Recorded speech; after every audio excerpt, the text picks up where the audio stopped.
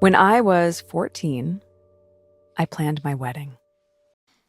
This one's wife. Bitch slapped. Hello, I'm H.G. Tudor.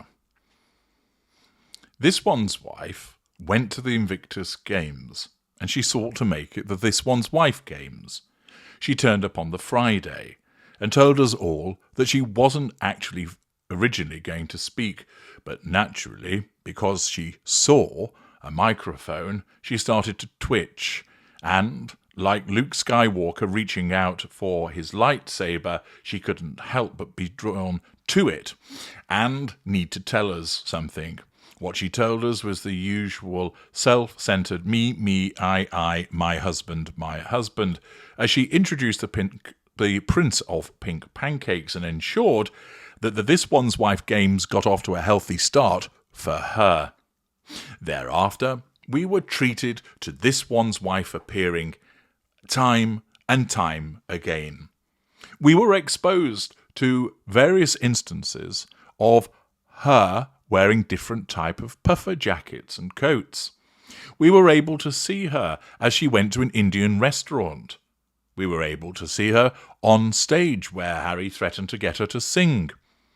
We saw her at Whistler. We saw her in the arena at Vancouver.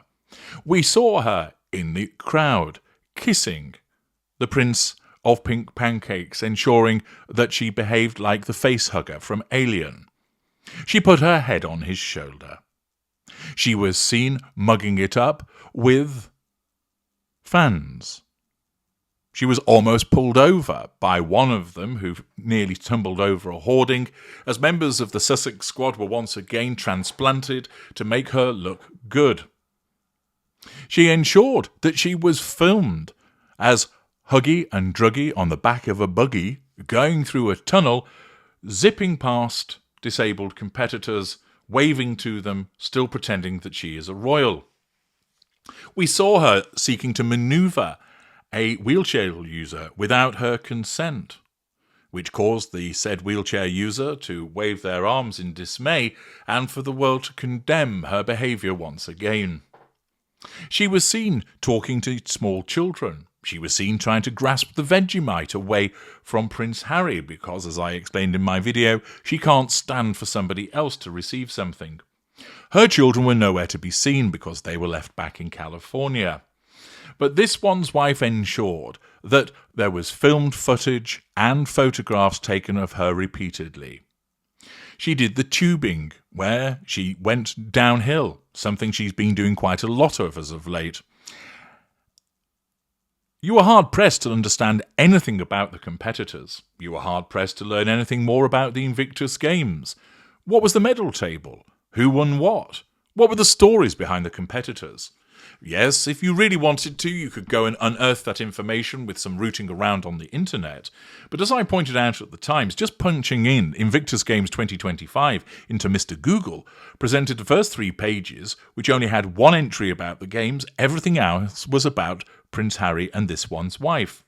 Now, whilst This One's Wife doesn't control what Google shows, if she had kept a low profile, she wouldn't have had as much material created that would appear in the search results. But we know she would never do that, because thinking about somebody else is only ever done by her if it benefits her. And the rest of the time, it's all about her. Her face, her facade, her supposed love for Harry, her kisses, her hugs, her manipulation of people. The entire stay was a PR exercise demonstrating that she is this wonderful wife and a caring mother. And it continued when she returned to California, with her immediately taking to Instagram to show off some of the things that she'd brought back, some of the tat that she was foisting on her kids. She did all of this to ensure that the prime aims were pursued. As ever, she cannot help it. Her narcissism causes her to behave this way, making her seek to assert control of the people that are physically proximate to her, the audience that is there, the audience that is watching agog from around the world.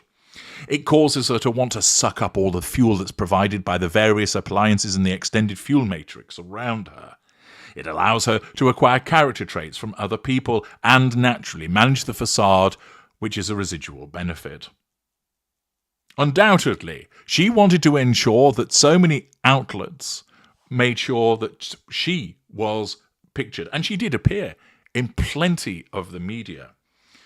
But there's particularly one place that she would like to appear, because they are one of the supine publications which generally accepts whatever is pumped their way and presents it on her behalf to make her look good. And that is, of course, Hello! So imagine you've spent the week elbowing your way in, ensuring that your gurning face is filmed and pictured. You've done the costume changes. You've made sure that you've popped up in the audience, and you've popped up on the buggy, and you've popped up on the snow time and time again so that you can hog all of the covers, and then this happens. Boom shakala. Bitch slap extraordinaire. Right across those cheeks, sending the oversized veneers hurtling into the ether. Yes. Hello, Canada thought. You try and take over our games? You Ozempic quaffing biatch. We'll show you. With a golden Hello, Canada title. Who is it that appears? Is it this one's wife? Sucking the face off Harry? Is it this one's wife showing her supposed fun side as she hurtles down a slope?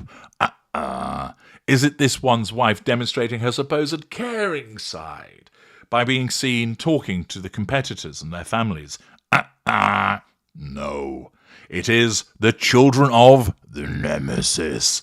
Yes, a fantastic picture of George, Charlotte, and loose cannon Louis, looking very smart and presentable, slap bang on the front page, described as Royal Special, Faces of the Future. How the newest crop of young royals are redefining the monarchy.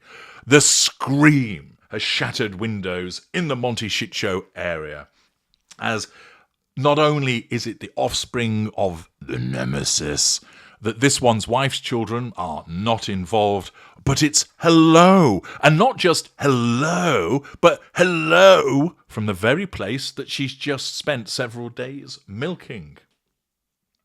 This is the equivalent of a bitch slapping for this one's wife, to not be on the cover, to not have her antics recorded, and even worse, for them to choose to show the children of the Nemesis.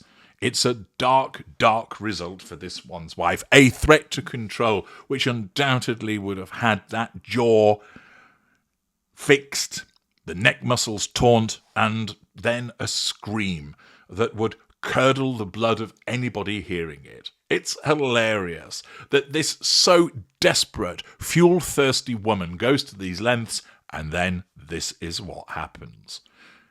Drink it in. Enjoy it, because this one's wife has just been bitch slapped by Hello, Canada. I'm H.G. Tudor.